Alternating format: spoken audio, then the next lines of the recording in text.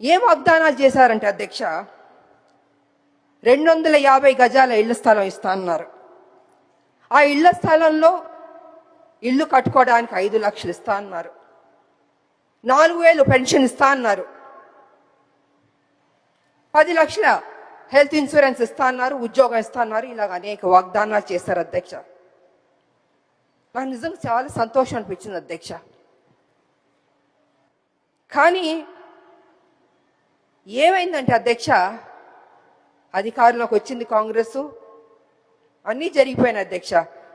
చూస్తూ చూస్తూ 2 సంవత్సరాలు అయిపోయింది అధ్యక్ష. ఇంతవరకు మా ఉద్యమకారులకి మా ప్రభుత్వం ఇవ్వలేదు అధ్యక్ష. అది కొంచెం నాకు బాధగా అనిపించింది అధ్యక్ష.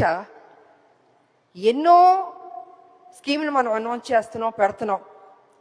మా ఉద్యమకారులకు ఫస్ట్ ప్రయారిటీ ఇచ్చి చేస్తుంటే, ఏదైతే మనం కదా చెప్పాం ఉద్యమకారులకి ఇల్లు ఇస్తా అన్నాం, పెన్షన్ ఇస్తా అన్నాం, ఆరోగ్యం గురించి హెల్త్ ఇన్సూరెన్స్ ఇస్తా అన్నాం, ఉద్యోగం ఇస్తా అన్నాం, ఇలా అన్ని మనమే చెప్పాం కదా అధ్యక్ష.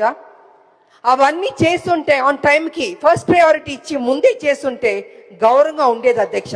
ఇవాళ పరిస్థితి ఏమైందంటే అధ్యక్ష, ఉద్యమకారులు అడుగుతున్నారు, అయ్యా మీరు కదా మాకు ప్రామిస్ చేశారు, ఏమైంది అని వాళ్ళు చాలా గౌరవంగా మర్యాదగా ప్లీజింగ్గా అడిగారు అధ్యక్ష.